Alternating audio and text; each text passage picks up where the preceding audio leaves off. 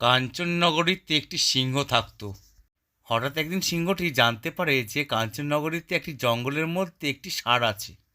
ষাঁড়টি খুব বুড়ো এবং খুব অসুস্থ, তাই ষাঁড়টিকে কাবু করতে তার বেশি সময় লাগবে না। তাই সিংহটি ষাঁড়টিকে শিকার করবার জন্য বেরিয়ে পড়ল। আমার এখন খুব মন করছে ষাঁড়টাকে ভালো করে মেরে মেরে খাই। এখন ষাঁড়টার পিছনেই তো দৌড়াচ্ছি, ষাঁড়টাকে আমার পেতেই হবে। শুনেছি ষাঁড়টি খুব বৃদ্ধ এবং কোনো কাজের না, খুব অকেজো। তার শরীর খুব একটা ভালো নয়। ষাঁড়টাকে এই সুযোগে মেরেই ফেলি।